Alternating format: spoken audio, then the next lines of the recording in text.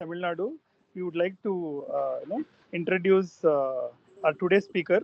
We have two wonderful speakers. Already have experienced the teaching experience of Dr. Dinakar sir, and to add to that, we have a wonderful human being, a wonderful, very knowledgeable person, and who has done lots of work in neonatal echo, Dr. Ramakrishnan.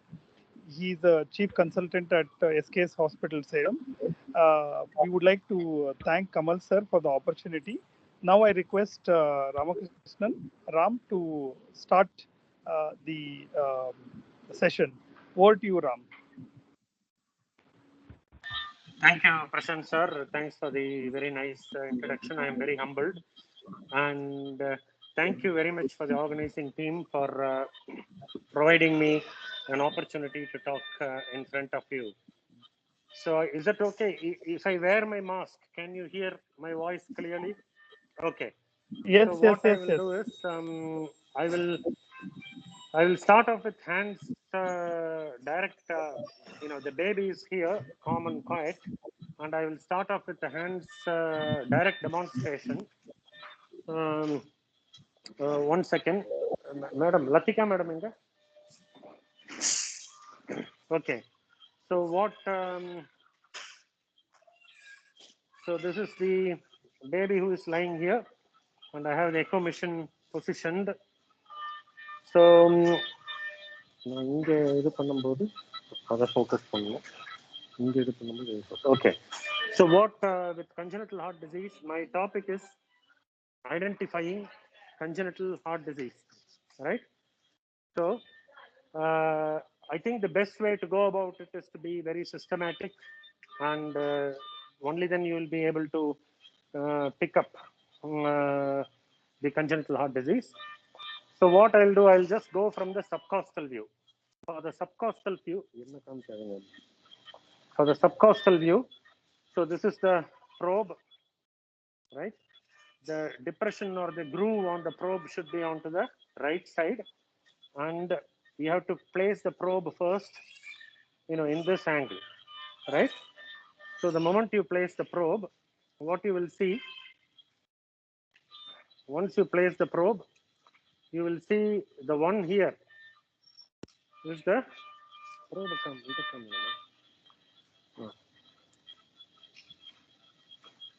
So once I place the probe, you will see this is the stomach bubble here, right?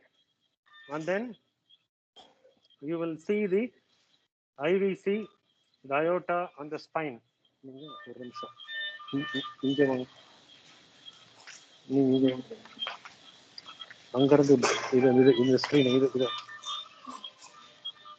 So you will see the IVC here, aorta here, on the stomach here, right? Am I pointing out correctly? Okay. So then what you do, you have to make sure that the IVC is connected to the right atrium, right? So okay. So the IVC is connected to the right atrium. So you turn the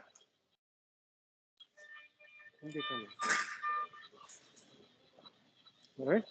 So now what is, you can see this hole is getting connected to the right atrium here, right? So this IVC is, you have established that the IVC is connected to the right atrium, and then below that, if you turn the probe, so when I first placed, I kept it like this, and then when I turned it around, so what I do is you place it like this, and then turn it 90 degree, and then tilt it this side to see the IVC, and tilt it this side to see the aorta. So this is the cross-sectional view, and this is the longitudinal view. So first you place it cross-sectional like this, and then you see your IVC here, the pulsatile aorta here, and the spine here, and then you have your stomach in the left-hand corner, and then you show this. So from this position, I'm tilting the probe, I'm turning around the probe to 90 degrees. Show here. So this is the IVC, which is getting connected there, and then the aorta, right? The pulsatile aorta. Now, In this situation, to identify some congenital heart disease, if you apply color here, you can see the hepatic vein flowing into the connecting to the IVC, and also you should demonstrate some flow in the IVC, and you should be able to see the aorta. You can see the pulsatile flow in the aorta. So only these things you will be able to see in this view, right? You will be able to see the IVC, hepatic vein, and the pulsatile flow in the aorta. If you are able to, if you see any other vessel, a big chunky vessel, I will show you in my PowerPoint presentation. So in this view, if you see any other chunky vessel, then you have to suspect whether there is an intracardiac PAPVC. So this baby just has the IVC, hepatic vein, and the aorta here. Nothing else is coming there. So this is one view, initial view to assess whether there is any major defect, right? And again, in this view, right, this is the spine. The bottom posterior aspect is the spine, and the one here, that is your IVC. This is the aorta. Now, the IVC should be anterior and to the right of the spine, whereas the aorta should be posterior, bit inferior to the IVC and to the left of the spine. So this arrangement, you need to, this arrangement you need to maintain. You should make sure that this arrangement is there to ensure that the atrium is sightless. Right, right atria and left atria are connected properly. You need that one to discuss. So this is your first view. In this view, make sure that the IVC is connected to the right atrium, and then the aorta comes there. There should be no vessels in between, right? And if you apply color Doppler there, only you should be able to see the pulsatile aorta flow, and then the IVC and the hepatic vein flow. So this is one view. If you find any other vessel, you suspect PAPVC. I will show you in my video. On the next one, in the same subcostal view, right? You just so the heart is located here. So you just place the probe like this, right? And then tilt the probe, so you will be able to see the heart.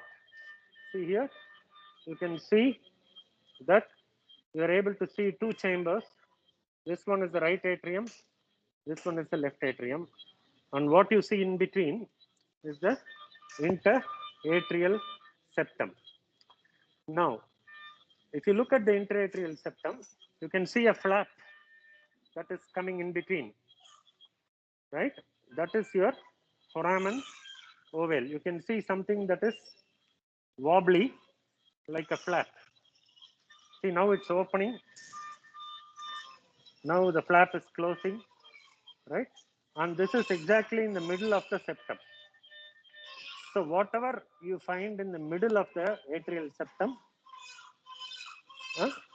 with a flap, it is most likely to be a patent foramen ovale. If that is not in the middle of the septum, say if that gap, if it's not in the middle of the septum, if it's in the lower end of the septum or in the upper end of the septum, then it is an atrial septal defect. So the location of the interatrial communication is important to differentiate whether it's an atrial septal defect or a patent foramen ovale. So something on top or the bottom. If it's in the bottom, you call it as, if the gap is in the bottom of the atrial septum, you call it as the primum atrial septal defect. If it's in the top, it's called as a sinus venosus atrial septal defect. Whereas in the middle, most likely it's patent foramen ovale. But if there is no flap, if this flap is not visible, you call it as a secundum atrial septal defect, right? So if you apply color Doppler to this, whenever you see a gap, you need to see which direction the flow is coming. So if you apply the color Doppler, right, what will happen is you can see this baby was born only yesterday. So you can see there is some red flow. See, there is some red flow here, and also there is some blue flow. You can see there is some blue flow there, and there is some red flow. So which means the blood is flowing in both directions from your, the blood is flowing from the left atrium to the right atrium, and also from the right atrium to the, so this baby has a little bit of bidirectional shunt, which is an expected finding for age. Okay, because the baby was born only yesterday. So there is a small PFO here with bidirectional shunt. The direction of shunt is important because if it's pure right to left shunt, that is dangerous. Because pure right to left shunt, you will see in total anomalous pulmonary venous drainage and all those things. There should be some amount of bidirectional flow going through that, or left to right, which is normal. Okay, so now you have looked at the subcostal view, and in the subcostal view, you also see the superior vena cava. So what happens is this red flow, you can see a red flow coming from the top. I will freeze it and show you. So this flow coming from the top is your superior vena cava flow, because the right atrium is here, the interatrial septum is here, the left atrium is there, right? So that is your superior vena cava flow. And in this view, you will be able to see two pulmonary veins draining into the left atrium. So I will see if I can show that. This baby does not have good echo window, so I will see if I can show it in some other baby. But in this view, it's difficult to. 1 second, I'll see.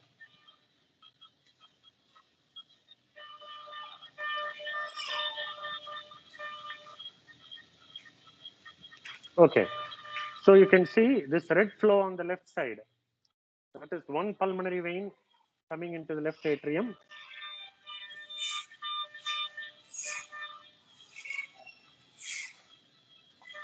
See this red flow. This red flow is one pulmonary vein coming into the left atrium, and the other one you can, if you concentrate in this angle, you will see the other red flow as well. So in this view, you should be able to see at least two pulmonary veins coming into the left atrium. If you're able to see two veins, then it rules out total anomalous pulmonary venous drainage, but you still have to look at the other views to confirm for any partial anomalous pulmonary venous drainage.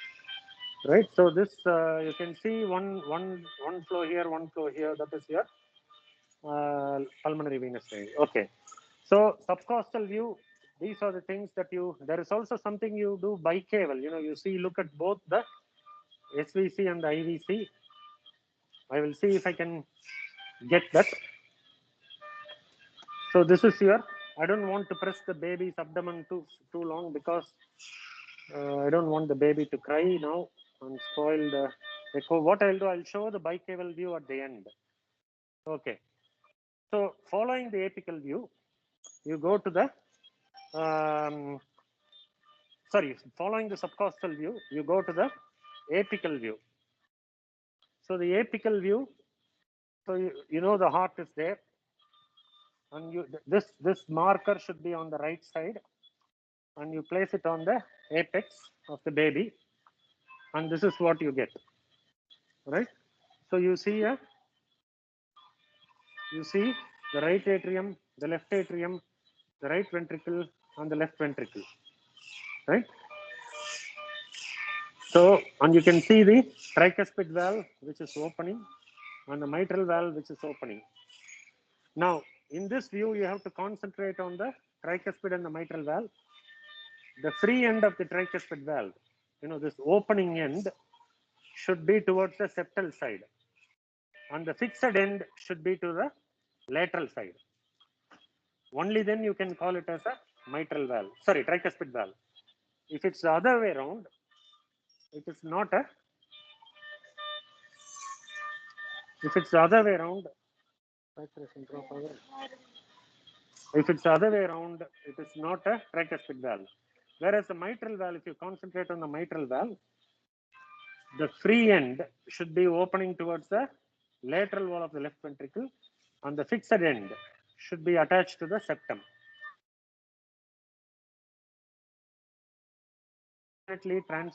Corrected transposition. So here it looks okay. So which means the tricuspid valve is attached to the right ventricle. Sorry, tricuspid valve is on the right side, and the mitral valve is on the left side. So this information you get from this view, apical view, and you can also see the ventricular septum in this view. And this is one view to look for any VSD. If you apply color,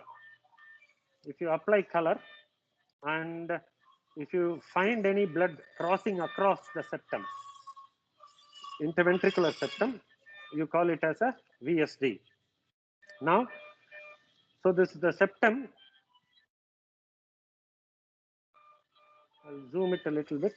So this is the interventricular septum, right? And if you apply the color and reduce the box, if you find any blood crossing across the septum, you call it as VSD. And the position of the VSD, you have to decide whether it's a muscular VSD or a membranous VSD or an apical VSD. So if it's somewhere in the top, it's called a membranous VSD, perimembranous VSD.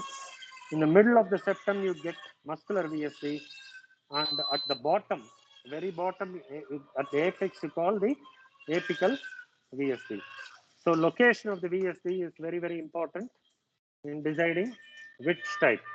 And for VSD, this image alone will not be sufficient. You have to tilt the probe. You have to tilt the probe up and down to see the location of the VSD. So here, if you see, if I tilt the probe up, you will see the left ventricle coming out, right? That's the left ventricular outflow tract, and this is the ventricular septum. And if you should concentrate on any flow across the septum in this view as well, because certain types of VSDs you will be able to see here, right?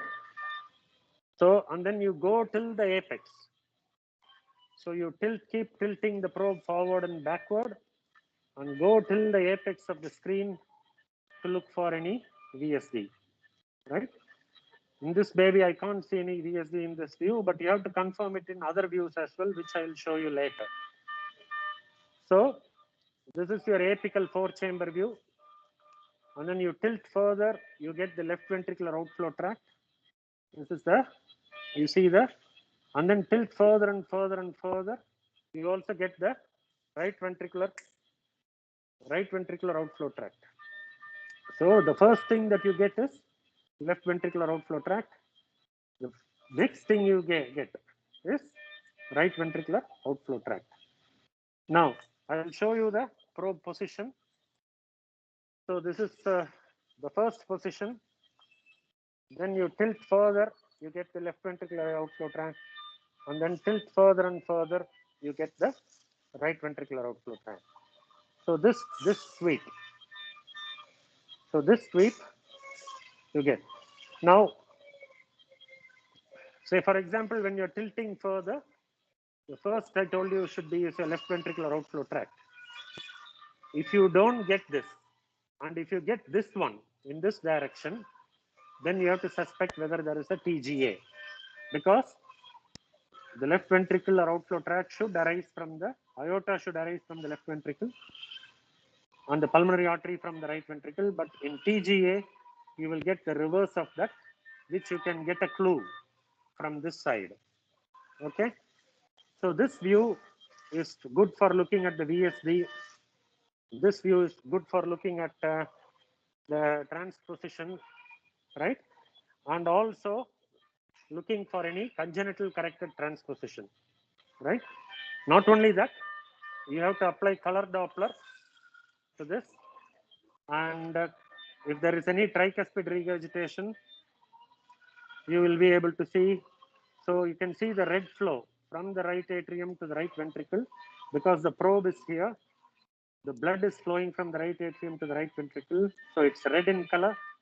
Any significant blue color means there is tricuspid regurgitation. This baby does not have significant tricuspid regurgitation, but has little bit of a flash intermittently, right? And similarly, the mitral valve, mitral input, you have to measure that,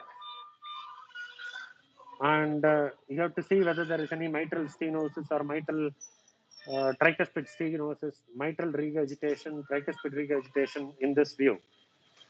Now, to look at the stenosis, what you do is you apply color and then place the pulsed wave Doppler gate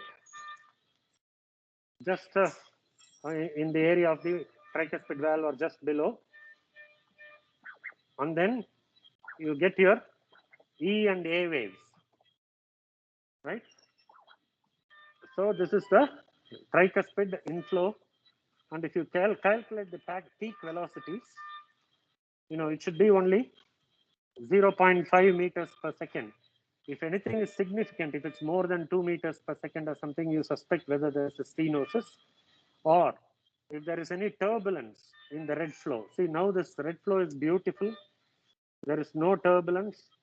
But if there is any turbulence in this area, you suspect tricuspid stenosis or mitral stenosis. And if there is any regurgitation, you will find a blue flow. But here there is only intermittently, I'm seeing a flash of blue flow here on the tricuspid valve. And there is no blue flow on the mitral valve. So there is no mitral regurgitation. Whereas there is some tricuspid regurgitation intermittently, you can see on the tricuspid valve, there is a flash. Okay. So this apical four-chamber view is good to look at the VSD, good to look at tricuspid regurgitation, good to look at congenitally corrected transposition. It's good to look at TGA to see whether there is any, alteration of the great vessels, right? So this is the apical view, right? The next one I'm going to do is the parasternal view. So this is your parasternal long axis view. Here you need to invert the screen, and I will freeze this image after zooming it. So this is your parasternal long axis view, and the way you get it is by placing the probe. So this groove should face the right shoulder of the baby, and it should be, because the heart is in this direction, the probe should be placed in, should be towards the right shoulder, and just place it centrally. On any view, you have to tilt it forward up, tilt a little bit downward. You get the entire parasternal long axis view, right? So I'm going to the midline, the middle parasternal long axis view, and this is what you get. So here, this big structure here is the left atrium. This is the left ventricle, and this is the mitral valve here. This tube is the aorta with the aortic valve in the center, and the one on top is your right ventricle. Okay, so this is your parasternal long axis view. Now, what is the purpose of this view? Now, this view, you can see that in this tube, there is one white structure going in, and see now that white structure has disappeared, and this white structure has come in now. If you concentrate here, right? So the white structure has disappeared, that white structure has come in. So that's the aortic valve closing and opening in systole and diastole, right? And in this view, you are able to see only the aortic valve, aortic outflow tract, sorry, left ventricular outflow tract. The right ventricle outflow tract you cannot see in this view, right?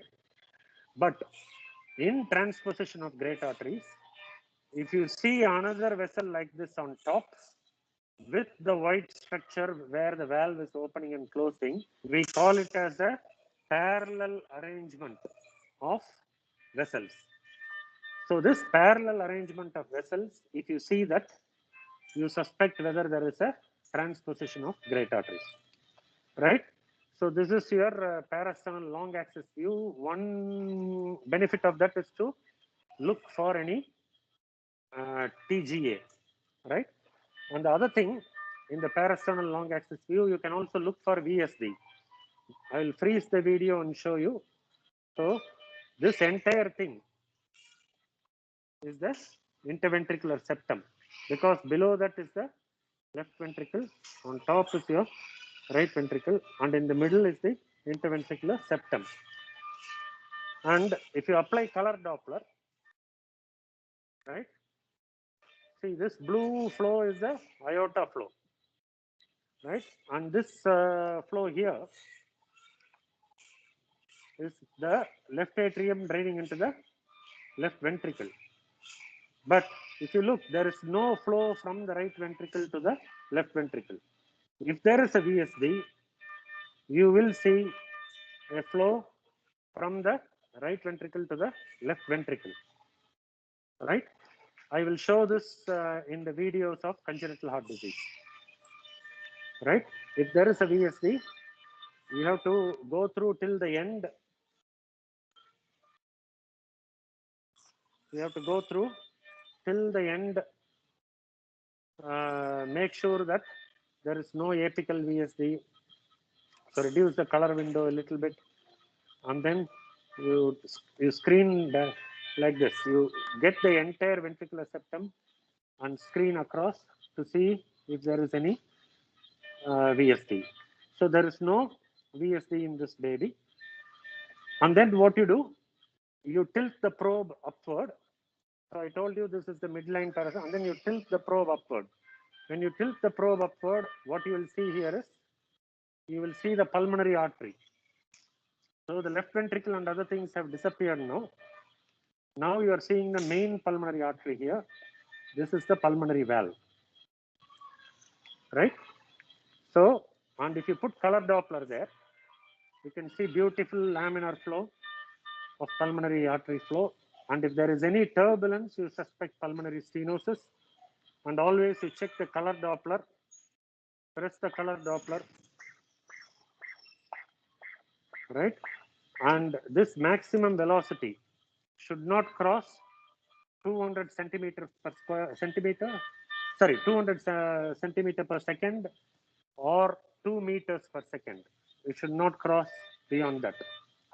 If it crosses beyond that, then you suspect whether there is a pulmonary stenosis, right? So this is your parasternal long axis view with a little bit of upward tilt. On the same parasternal long axis view, if you tilt it down, right, this is what you see. If you tilt it down, you will see the right atrium here, and this is the tricuspid valve on the right ventricle, right? And this is used to check for your tricuspid regurgitation. Any tricuspid regurgitation you can see in this view. As I told you, this baby does not have significant tricuspid regurgitation. Although the baby was born only yesterday, there is no significant tricuspid regurgitation. Only intermittent flash is seen. Okay. So this is the usefulness of this view. In this view, you know, in the functional echocardiography, you will learn that you know, the M mode, the fractional shortening, and all those things can be calculated. I don't want to go into details because somebody will deal with that. I am concentrating only on critical congenital heart disease. So, to parasternal long axis view, if you see any parallel vessel arrangement, you suspect transposition of great arteries. You look for VSD in this view, right? And you look for any tricuspid regurgitation, assess the aortic valve, whether it's opening and closing, whether there is any stenosis, whether there is any restricted aortic flow. Sometimes in left ventricular sort of hypoplastic left heart, you will see that the aorta is very, very small. See, this is the normal size of an aorta, but in hypoplastic left heart syndrome, in this view, you will see that the ascending aorta or the origin of the aorta is very, very small. Okay. And then I will come to the parasternal short axis view. So in the same area, so previously you kept the probe like this. So rotate the probe so that this one, this ridge faces your left shoulder, baby's left shoulder. And once you do that, you will see that you can see the aortic valve in the center, right? The center round structure is your aortic valve, and this is your main pulmonary artery, right? So this is your left atrium. You have your intraatrial septum, right? Right atrium, right ventricle, and your pulmonary artery. So it comes like that. And you see the Mercedes-Benz sign with the tri-leaflet aortic valve. So you can see there is this horizontal leaflet here and one vertical leaflet. So this is the tri-leaflet Mercedes-Benz sign, like sort of sign. And you can see assess the pulmonary artery in this view also, right? And you can check the velocity of the pulmonary artery in this view also. See, ideally the pulmonary flow should be bullet shaped, but because this baby was born only yesterday, there is some amount of pulmonary hypertension. So it will be narrow, but the velocity should not be more than 200 centimeters per second or 2 meters per second, right? And then in the same view, if you apply the color Doppler around the aortic valve, right, you can see that there is no flow across. Say, for example, if there is a perimembranous VSD, right, what will happen is you will see that the blood is flowing from this area to the right ventricle, right? So there will be flow across this area, So if you see those sort of findings, you suspect whether there is a VSD. But here there is no blood flow, across this valve ring, and you can see only it is flowing around, in the right ventricle and in the right ventricular outflow tract. So this is one view where you look for any VSDs, and you can also assess the right ventricular outflow tract. And then from the same pulmonary artery, parasternal short axis view, you tilt the probe a little bit towards the apex, right, like this. So gentle tilting this way and gentle tilting upward. So if you tilt towards the apex, what you will see is, you will see the left ventricle here, interventricular septum, and your right ventricle. Okay, and then in this view also, you can look for any VSD. If you apply color Doppler, you should be able to see any flow across if there is a apical VSD, but there is no flow, so there is no VSD. And you can see the papillary muscles of the left ventricle, right? So this confirms that these two papillary muscles, if you find, then it confirms that this is definitely the left ventricle and not the right ventricle. So if the ventricles are all reversely connected, you will not find these papillary muscles here, right? And this is the apex, completely to the apex. And before the papillary muscles, you will get the mitral valve. You will get a fish-mouthed mitral valve. That also shows that this baby, the left ventricle is, so you can see a fish-mouthed mitral valve, and then you see the papillary muscles, right? So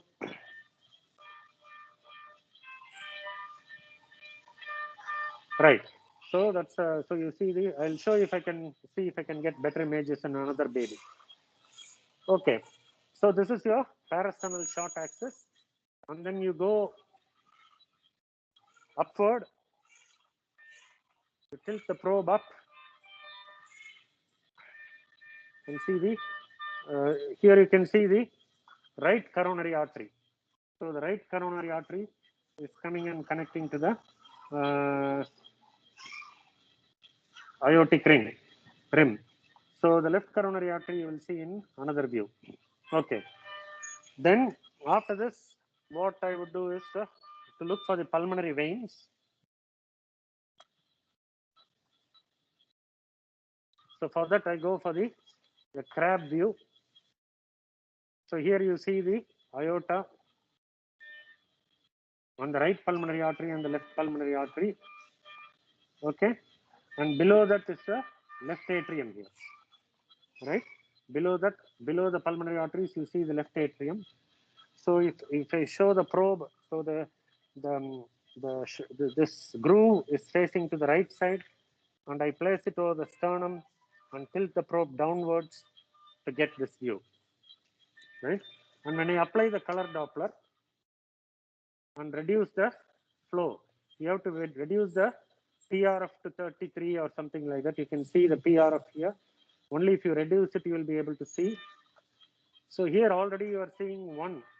This is your one pulmonary vein, right? This is your left lower pulmonary vein. So this is your left upper pulmonary vein. So you've already seen two, left upper pulmonary vein. And then your,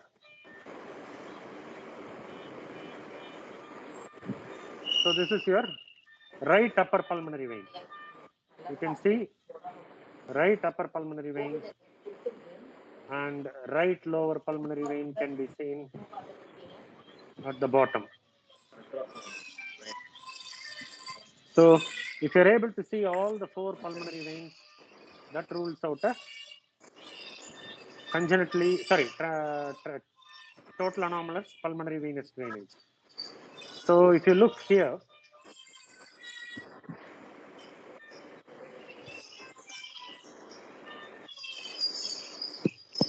so you can see the right lower pulmonary vein is coming in this direction.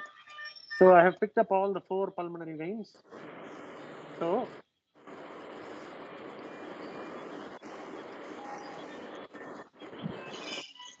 this is the right lower pulmonary vein.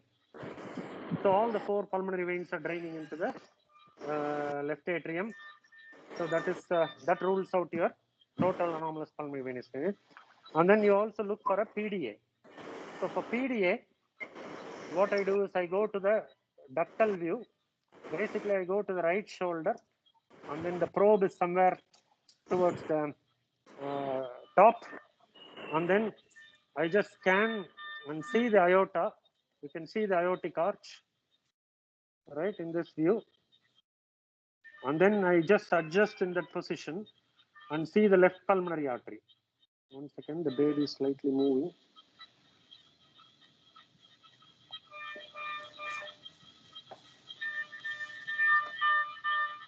So I increase the PRF, okay. So this is your aorta, and the center round thing is the left pulmonary artery. And if you tilt like this, you will see that. So this blue flow, the one blue flow is the left pulmonary artery, and the other blue flow is the aorta. So left pulmonary artery and aorta, and any flow in between is your PDA. But in this baby, even though the baby was born yesterday, there is no PDA. The PDA is probably closed, no PDA flow, right? So this is the ductal view, basically, which includes your, you can see the three-legged stool appearance if you have a PDA. And then the next thing you look for is your aorta. So this is so aorta, what you do is, you just in the right side of shoulder, suprasternal area, clavicular area, in this area, with the probe slightly towards the left, you see your aorta. Sometimes you may have to extend the neck a little bit, right? And so you're able to see the aorta here. Can you see the aorta? Yeah. So you see three branches. This is the first branch, second branch, and the third branch. So that confirms your aorta position. The babies don't like the neck being prodded.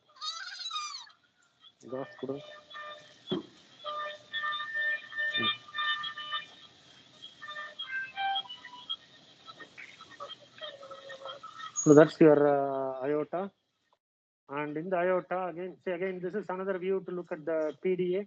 You can see the left pulmonary artery here. I'll put some color, right? In this view, I'm able to see a small flow, right? This is the left pulmonary artery. And there is a red flash. It's a tiny PDA. So in that other view, I was unable to see a big flow. But in this view, I'm able to see a tiny PDA flow by the side of the left pulmonary artery. Can you see?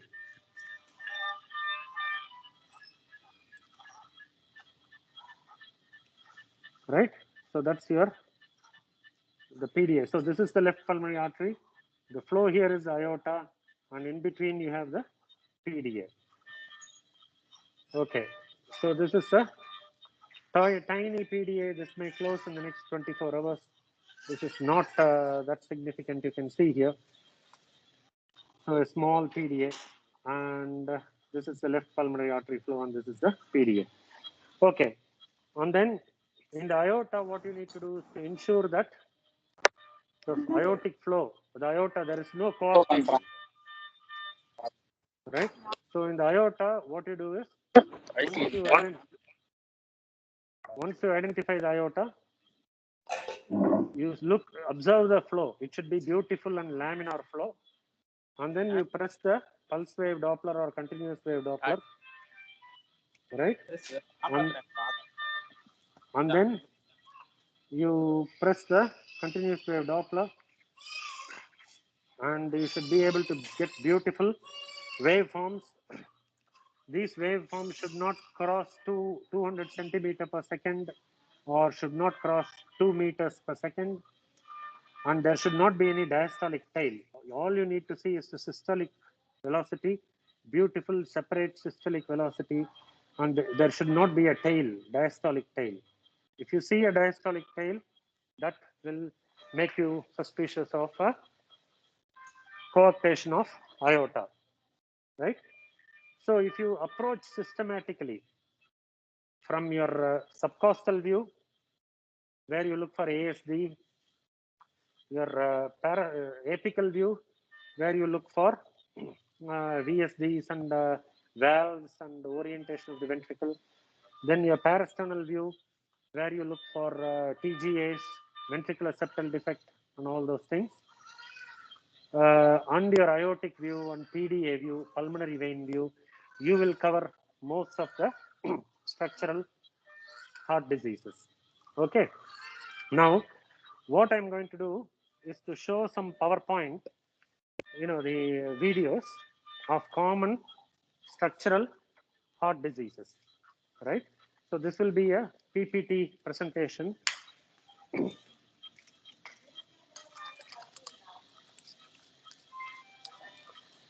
Okay, what I'll do, I'll share my screen.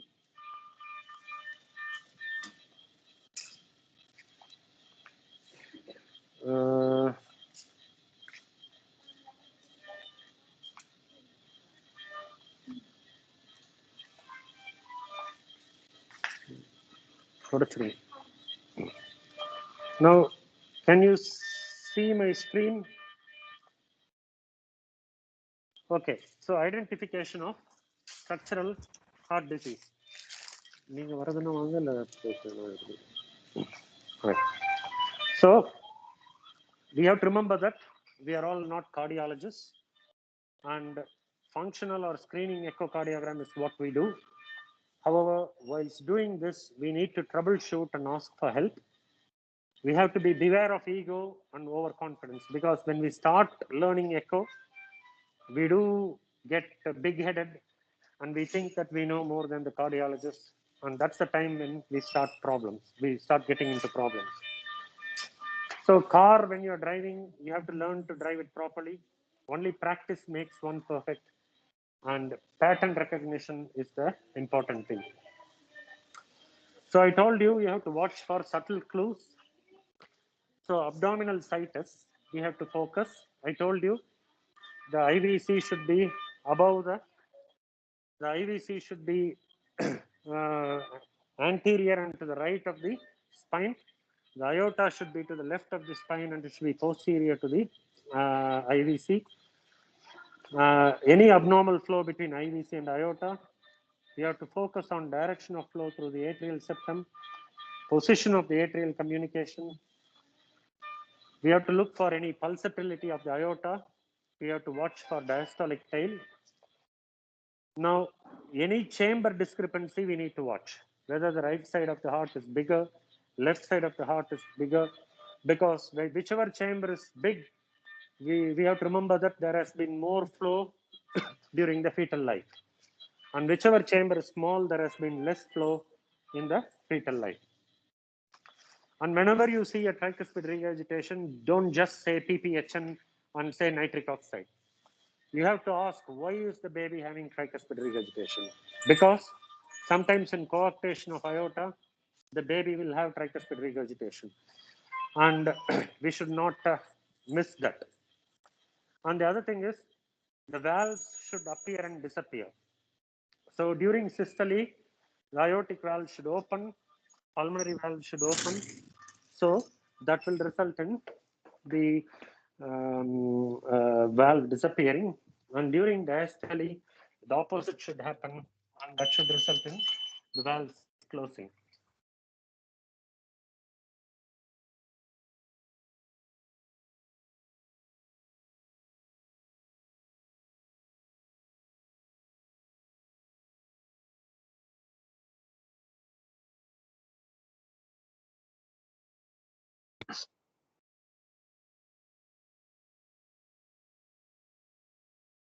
Diagnosis straight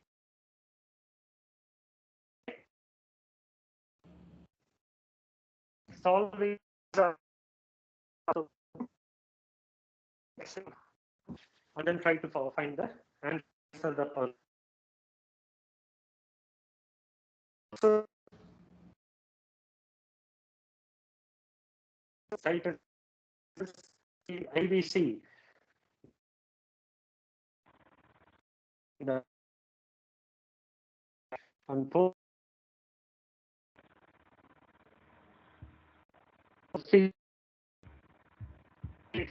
and diagnosis. Don't do, if there is any abnormality, our job is to get help, right? Want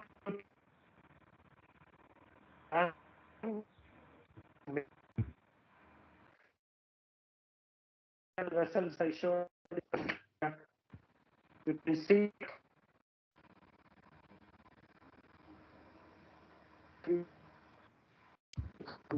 the atrium. There is a key vessel between the so now big PVC and the aorta. So you have to suspect whether it's a infracardiac PVC. You can see it's a venous flow. Doppler of that vessel suggests that it's a flow. So something is coming there, process your infracardiac PVC. Right? What a bicaval view? So you will be able to see the superior vena cava on the top and the inferior vena cava. The blue color flow is the superior and the inferior vena cava. Sorry, blue color flow is the inferior vena cava. On one, the red flow by the is the vertical vein. So all the four pulmonary veins, they form a confluence, and then they form a vertical vein, and then they come into the inferior vena cava. classic infracardiac TAPVC. Right. On the next one, I told you the position of the intraatrial septum is very, very important. The direction of flow is important. So in this one, the position of the intraatrial system is not in the usual place. It's placed very high above. It's placed very high in the septum. So whenever you don't diagnose it as PFO. And also that you can see pure blue flow in this, right? There is no red flow at all through this atrial septum.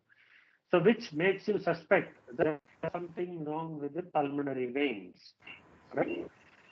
And you can see in this picture that there is a membrane-like thing on top of the left atrium, and when you put the color Doppler, what's happening is none of the veins are draining into the left atrium. They are forming a confluence and they're draining into the superior vena cava. Right? So the four pulmonary veins are forming a confluence, and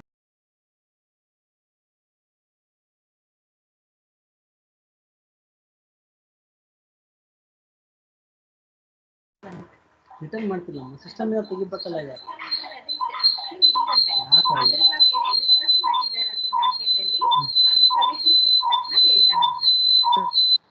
see a lot.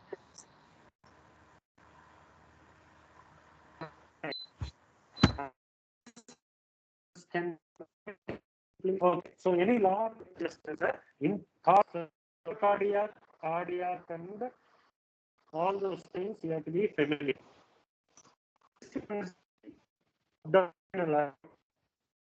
Here you can see pulsatility of abdominal aorta is not done, and also you can see that the Doppler flow is not very clear. There are some, like speckles. And if you put the Doppler, you can see the diastolic tail. I showed you previously that the descending aorta flow is beautiful, only systolic flow should be there. Here you can see the tail. So this would suggest coarctation of aorta. And you can see in this data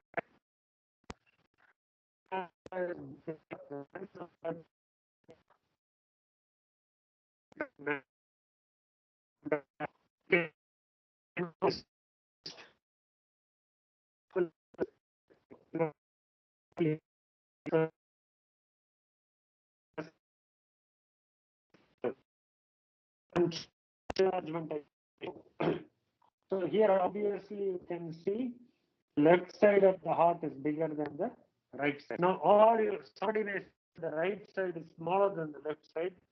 Once you put all the right, and here the aorta axis view, the aorta round with the full rim around. Here what it is, there is the rim covered on the side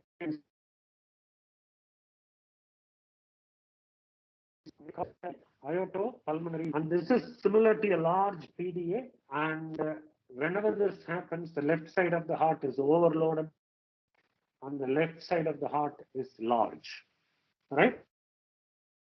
Now you can see the poor chamber function. And the left ventricle is not contracting at all, very poor function, and the boy is the right. And in the parasternal short axis view, see the top round structure is the pulmonary artery, and the coronary artery instead of coming from the pulmonary artery. So, short axis parasternal views call this as anomalous left coronary artery from the pulmonary artery. And when you apply the color, you can see that the left coronary artery from the pulmonary artery. Okay. So I told you small chamber means reduced flow in the has a very small chain. When the mitral valve is not opening freely, it is moving, but it's not disappearing in systole and appearing in diastole and all those things. On the left ventricle, is very, very small, right? When compared to the ventricle. So, and on top of that, if you look at the ascending, I see the aortic ascending arch is smaller than your descending arch. So this abnormal mitral valve with proper opening, left-sided chamber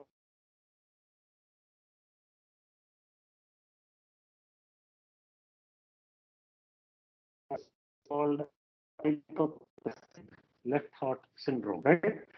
So this is these are the pictures of hypoplastic left heart syndrome.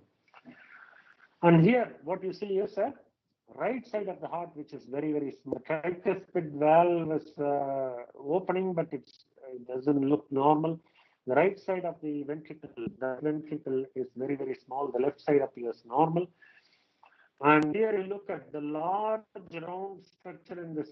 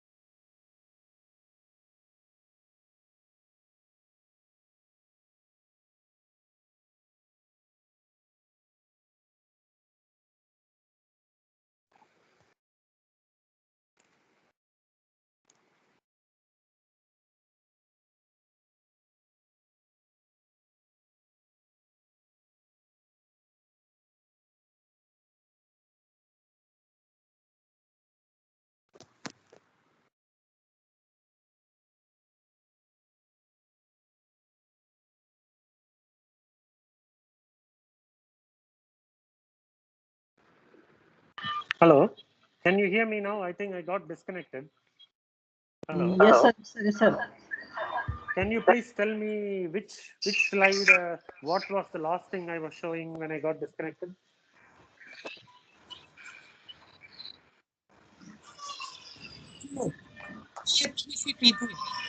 TAPVC. Okay. What I'll do, I'll try to reconnect again.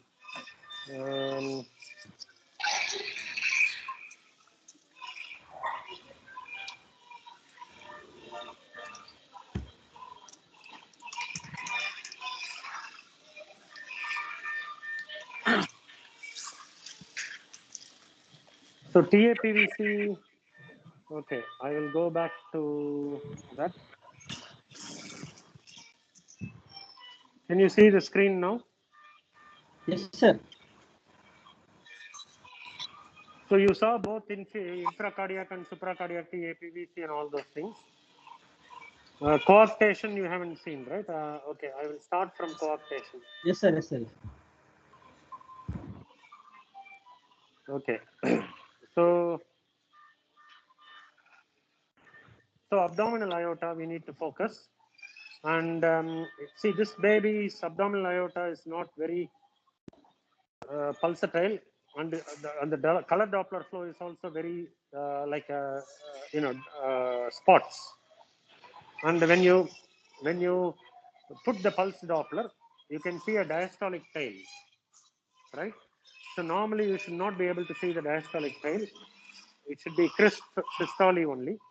And whenever you see a diastolic tail, you suspect a coarctation. And in this video, you can see that the descending arch, there is a bit of a narrowing at the descending arch. And if you put the color Doppler, there is some turbulence in the descending aortic arch. And so this confirms the coarctation with abnormal Doppler. And the next one is a chamber enlargement. Here you can see the left side of the heart definitely has a larger chamber, right? Left atrium and the left ventricle. And in this parasternal short axis view, you should have a complete aortic valve ring. But here you can see that the aortic valve ring is not complete. And there is a gap between the aorta and the pulmonary artery. And this you call it as an aortopulmonary window. You can see the Doppler flow across, right? And this is another example of a large chamber. So whenever there is any large chamber, either there is an increased flow in that chamber or there is poor cardiac function. So here there is a very poor cardiac function. And in the parasternal short axis view, you can see that the left coronary artery, it should normally come from the aorta, but here it's coming from the pulmonary artery. So the PA, the structure that is labeled as PA is the pulmonary artery. So this is your anomalous left coronary artery from pulmonary artery. And if you apply color Doppler, you can see the coronary artery flow there. And small chamber suggests that antenatally there has been reduced blood flow in the small chamber.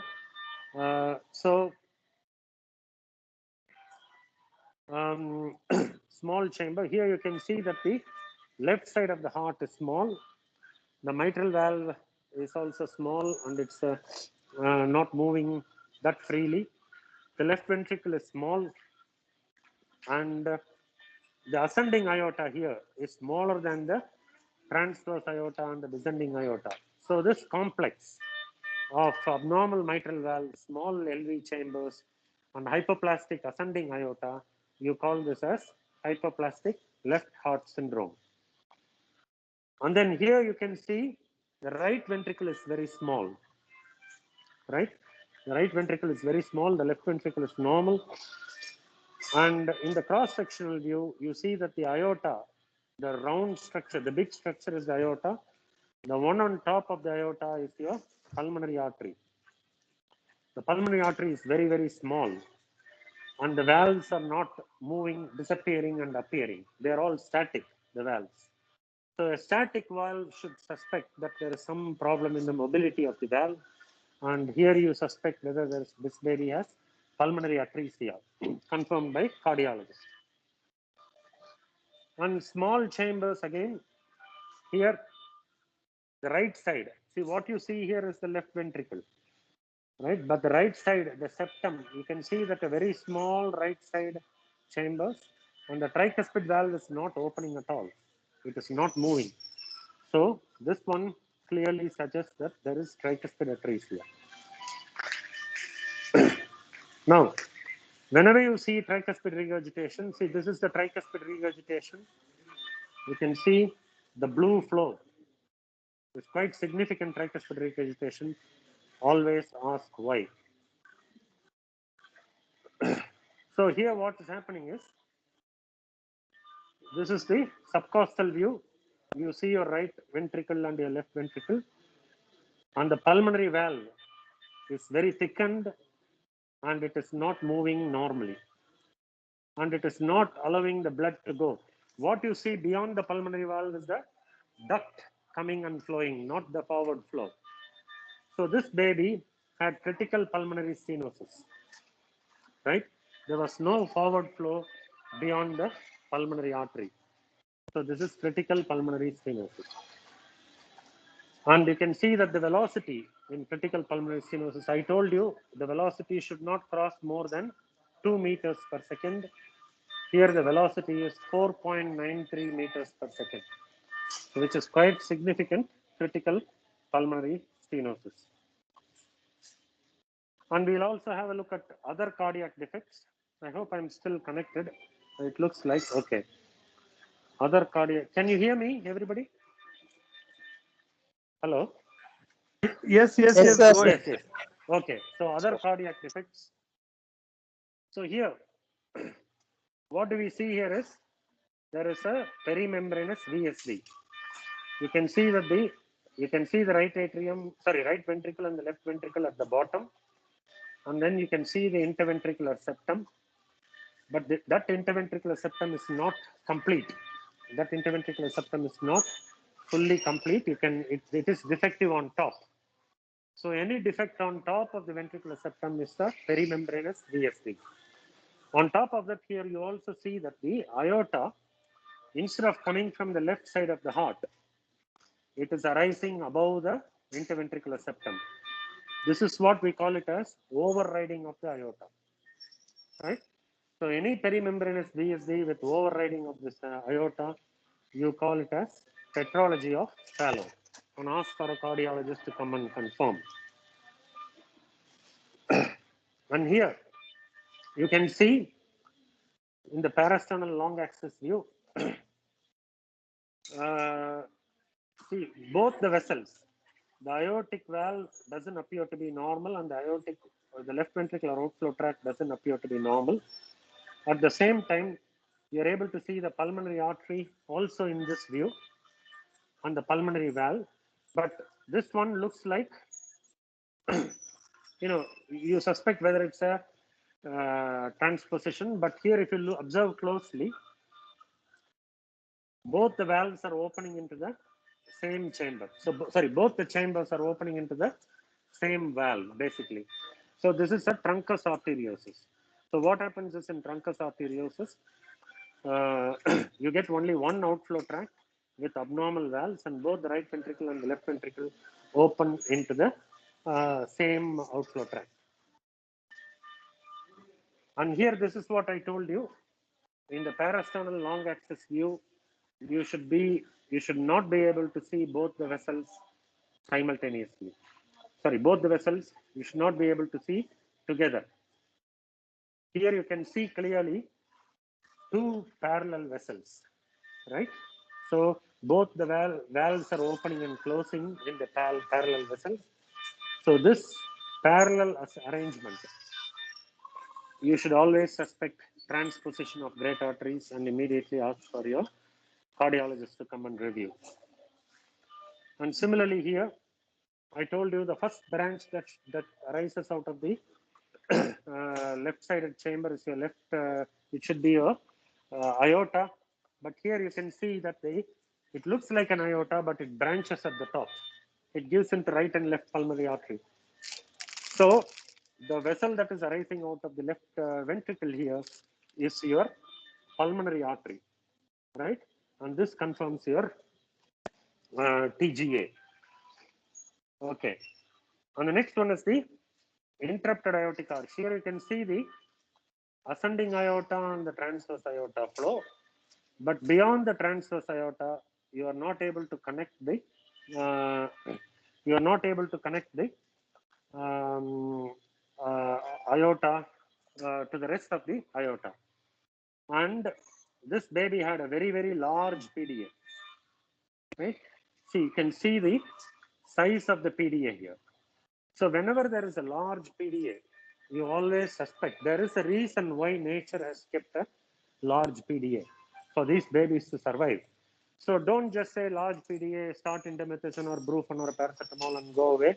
Ask, and then you will answer, get an answer. This baby has a large PDA because this baby has an interrupted aortic arch, and the only way the lower limb gets the circulation is through the large PDA.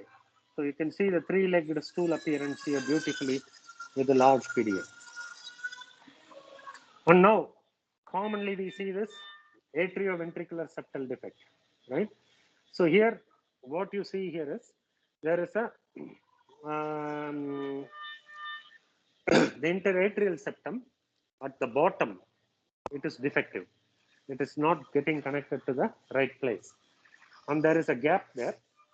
And the tricuspid valve and the mitral valve, I told you the tricuspid valve and the mitral valve should not be at the same level, right? The mitral valve is slightly highly placed when compared to the tricuspid valve. So if it's at the same level with the interatrial septum defective at the bottom and with the VSD, you suspect whether that's a common AV valve and an atrioventricular septal defect.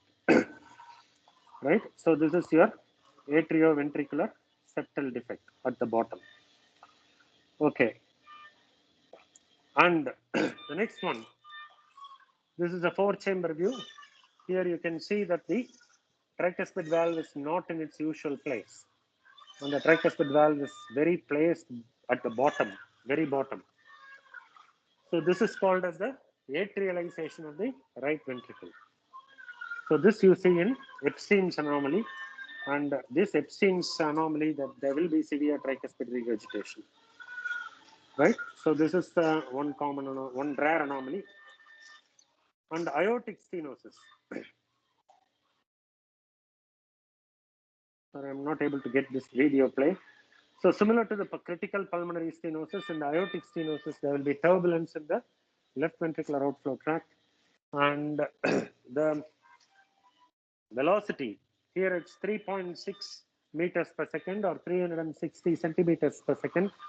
So anything above 200 centimeters per second is abnormal. So this baby has an aortic stenosis.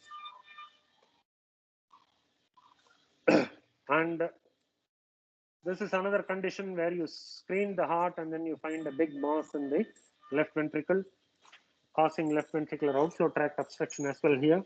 So this you suspect, you think whether it's a rhabdomyoma and do the necessary investigations and treatment accordingly. So you can see in the left ventricular chamber, this is not a congenital heart disease. It's not a structural heart disease, but the rhabdomyoma develops if the mother has tuberous sclerosis and all those things. And when you're screening for the routine thing, you may find a pericardial effusion. So you can see whenever babies are on. Sorry, I'm hearing lots of disturbances. Can you unmute, please? Yes, sir. Yes, sir. 1 second. Yeah.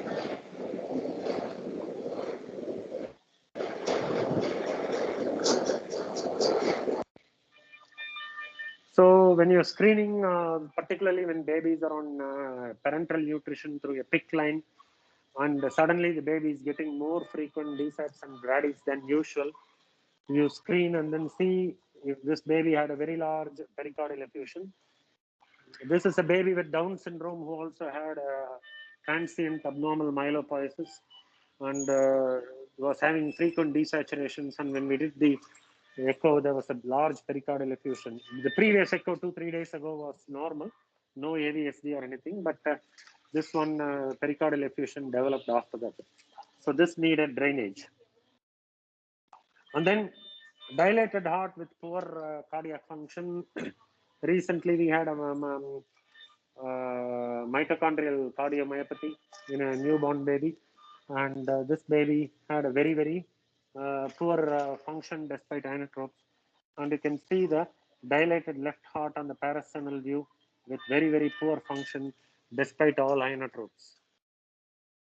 And then in front of diabetic mothers, they can have septal hypertrophy, and if it's a global hypertrophy, you call it as hypertrophic cardiomyopathy. So this child has a very enlarged interventricular septum, suggestive of a hypertrophic cardiomyopathy.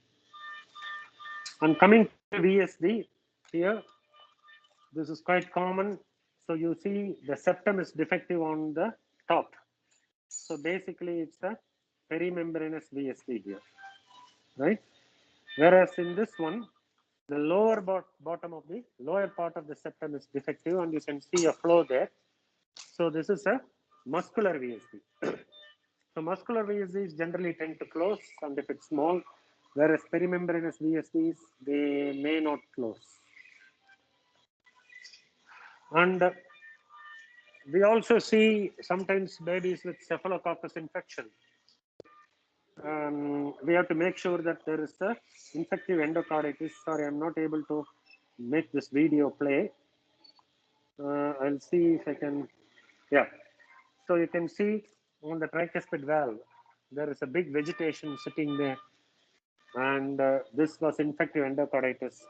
This was a 1.4 kg baby. Unfortunately, we couldn't save this baby because the baby was not fit for surgery due to age and weight. And this embolized and the baby developed a sudden arrest. So this was infective endocarditis. And sometimes when you get a stridor and all those things, you get vascular ring, pulmonary sling and all those things. Here what is happening is the branch pulmonary arteries are not arising correctly. So the branch pulmonary arteries in your parasternal short axis view, they are abnormal. And also the aortic branches will tell you that if there is any abnormality right side of aortic arch, you have to suspect vascular ring and slings if the baby has stridor. And a contrast CT would be ideal in this sort of picture. And this is quite common, the bicuspid aortic valve. So instead of the tri-leaflet Mercedes-Benz sign, here you get a bicuspid aortic valve. Quite a few of them. Sometimes whenever there is a bicuspid aortic valve, you suspect there is a coarctation as well, because coarctation of aorta, they will also have bicuspid aortic valve. Truncus arteriosus I showed you before. So these are the collections of common congenital heart disease. I think I will stop my presentation here, and I'm open for any suggestions or questions. So I'm happy to take questions or discussions.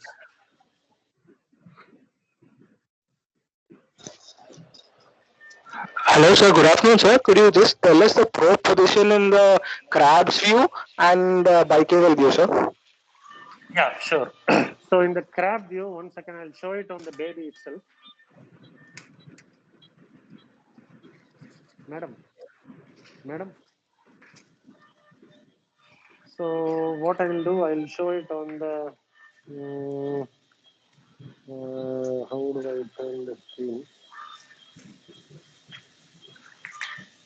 Yeah. So this is the baby lying there.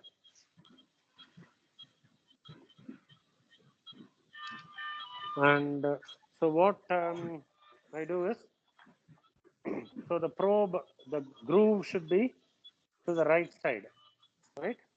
So, and place the probe on the sternum, right? The upper part of the sternum, and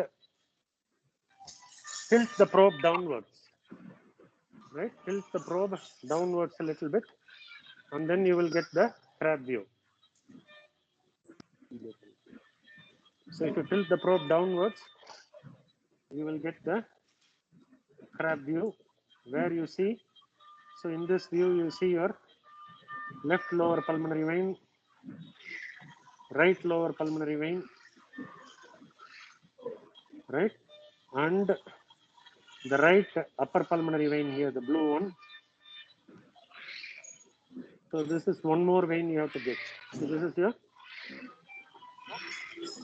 so you can see in this view you can see one red flow here, one blue flow here, one red flow here, and one blue. All four you can see in this view, right? So this is your crab view to look at all four pulmonary veins, right? On the bicaval view,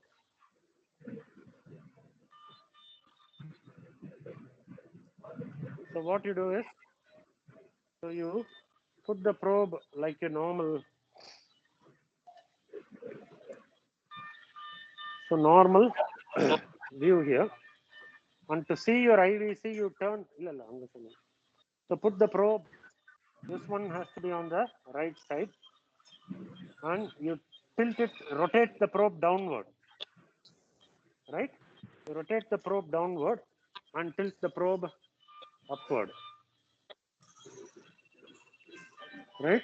And if you do that, I will show you in the screen. 1 second.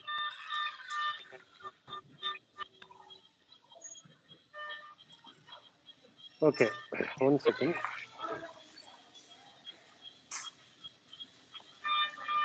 Okay, so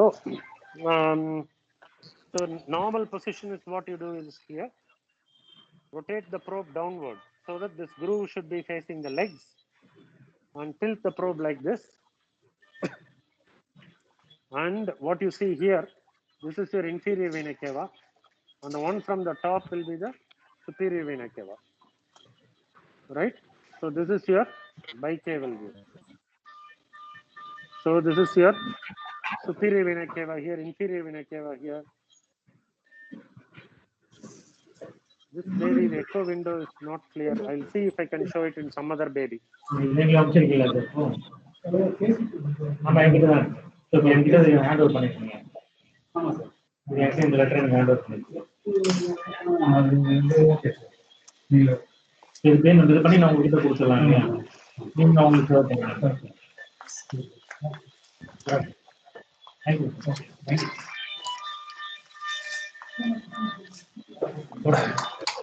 So this is another baby. We will see whether we are this all.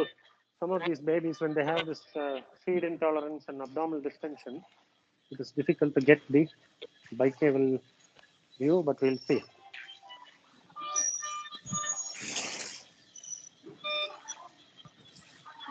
So, like this.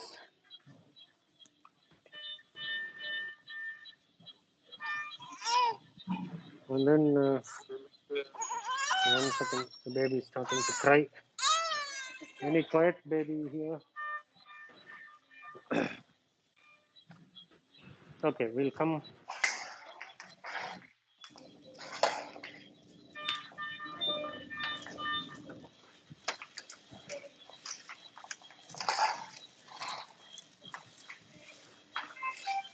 Gauze கொடுங்க. Gauze and sterility.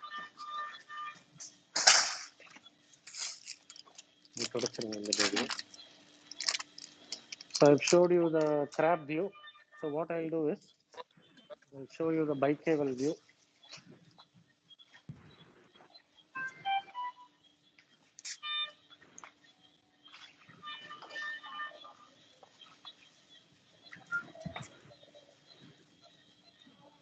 So place the probe like this, and then rotate the probe and tilt the probe. So here in this screen, you can see the red flow that is coming is the superior vena cava, right? And this is the right atrium, and this one is the left atrium and the intraatrial septum, right? So this is the superior vena cava, inferior vena cava, right atrium, left atrium.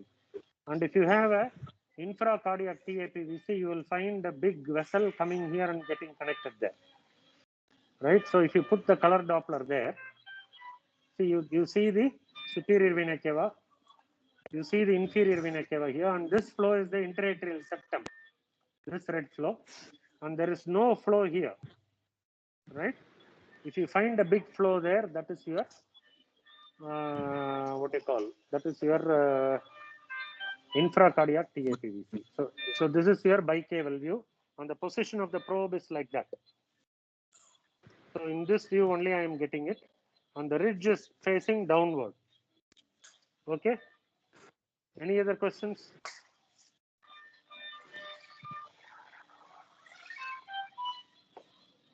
Any Sir, other questions? Yeah. hello. Yeah. Sir, how to suspect vein of Galen malformation on echo? Right. Good question. Very, very good question. The question is how to suspect vein of Galen malformation on echocardiogram. So for vein of Galen malformation, what you will have is you will get a hyperdynamic circulation. So basically on your parasternal long axis view, right, the contractility will be poor. The left side of the heart on the right side of the heart will be dilated, right? So in this view, everything will be tachycardic. The baby will be tachycardic with poor function in your parasternal long axis view. That is one view. And the second thing is, because the vein of the Galen, all the blood vessel is coming from the head, right? The superior vena cava will be dilated. So the flow in the superior vena cava, see, this is your superior vena cava flow. So this is your right atrium here, left atrium there, and your interatrial septum, and the red flow there is your superior vena cava flow, right? So red flow is superior vena cava flow. Now this is what you usually see, this width. But if you find a very high flow in the superior vena cava and a very what you call increased flow in the superior vena cava with the velocity, you suspect a vein of Galen aneurysm. And the best way to do confirm it is by putting the probe on the head. You put the probe on the head and you diagnose your vein of Galen aneurysm. So you suspect when there is a high output cardiac failure without any cardiac cause. When there is no cardiac cause of failure, then you also suspect vein of Galen. So when I was working at Guy's and St. Thomas, we had 3 vein of Galens in 1 week, all referred for cardiac failure to the cardiologist. So when we scanned, there were no abnormality in the heart. And then except the superior vena cava flow, and when we put the probe on the head, the baby had vein of Galen aneurysm. Any other questions?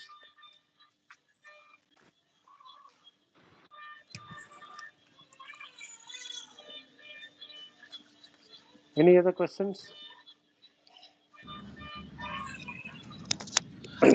Sir, actually not pertaining to the congenital heart diseases. Yeah. Just when you're calculating the right output, in which view do I have to take the VTI, and in which view do I have to take the right ventricle diameter, outflow tract diameter? Right ventricular outflow tract diameter and the VTI of the right ventricular outflow tract. Yeah. Pulmonary artery, when calculating Yeah. the right ventricular cardiac output. Okay. Yes, I agree. It's not coming into the congenital heart disease, but I'm happy to answer your question. So, in which view to take the right ventricular outflow tract VTI and the diameter? Now, again, the best view to get the right ventricular outflow tract is either the parasternal long axis view and then tilt it upward, the sweep tilted upward. And in this view, this is a slightly preterm baby, so I'm not able to, yeah. So this is your right ventricular outflow tract. And you can see the pulmonary valve opening. This is closed now, the pulmonary valve. And now the pulmonary valve is opening, right? So half centimeter. So when the pulmonary valve is opened, within half centimeter from the pulmonary valve. That is where you have to measure the thing. So what you do is when the pulmonary valve is open, so from here to here is your pulmonary artery diameter. But you have to, I'm keeping the pulmonary valve close so that to show you where it is. But ideally you have to take the measurement when the pulmonary valve is open, right? So that is your one of the best views to get the pulmonary valve diameter. Again, same way you can do it in this view also. In the parasternal short axis view, when the pulmonary valve is opening and closing, right? When the pulmonary valve is opening within half centimeter from the pulmonary valve, you measure the, and in the same view, you can do the VTI. In the same view, you just again in the just below the pulmonary valve, and once you get the velocity Doppler, so you go to pulmonary valve here, and then select pulmonary valve VTI, and then trace it. So basically, you trace the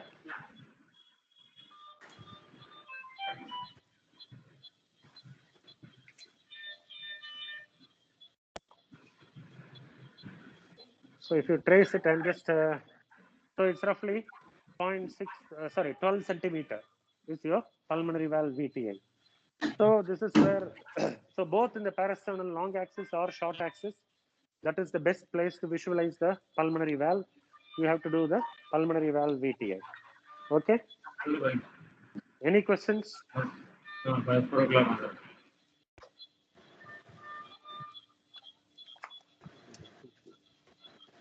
NPO வச்சிருங்க. ரெட்டா இருக்கு, distension இருக்கு, NPO.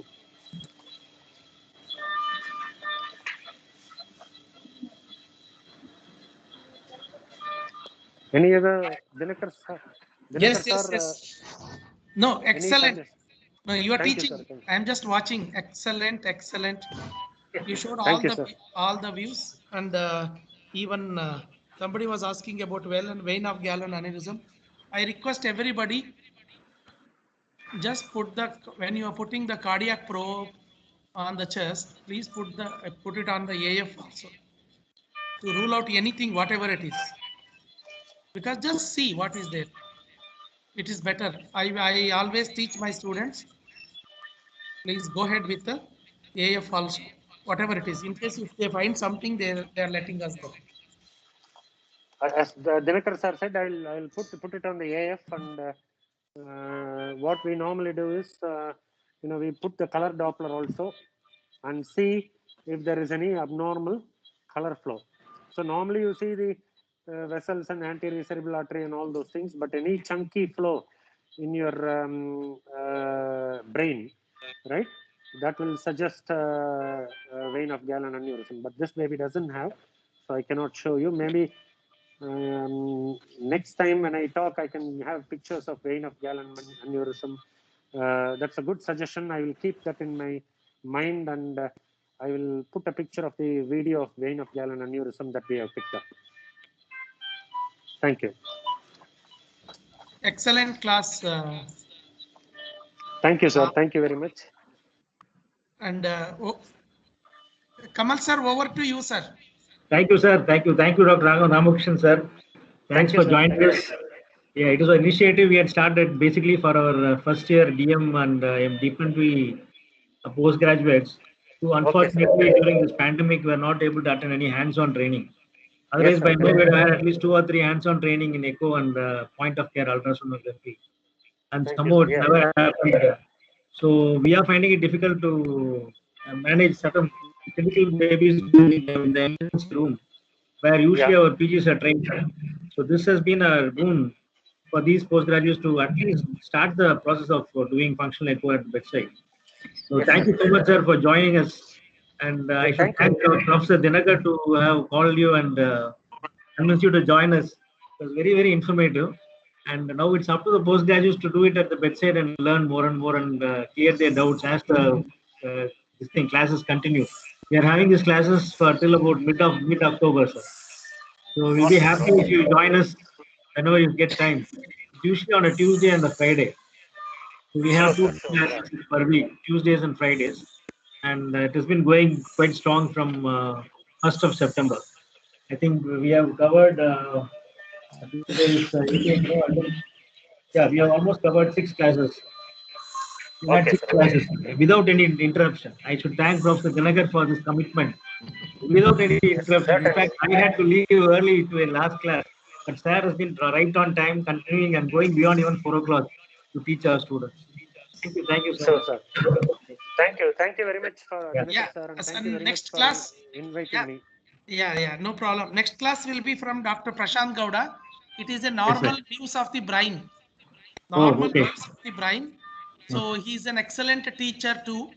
Number one, that next class. So Tuesday, that next class will be Friday. Normal variants of the brain. That is so important, because sometimes otherwise you people will tell, oh, this is an abnormality, comment something. All those things, next 2 classes will be very, very, very important for all the neonatologists. So I request everybody to participate. Over to Kamal sir. Thank you, sir. Thank you, sir. Thanks. I thank all the participants who have joined. I hope you are all benefited. And once again, great thanks to our sir, Professor Dr. Ramakrish and Professor Dinakara sir.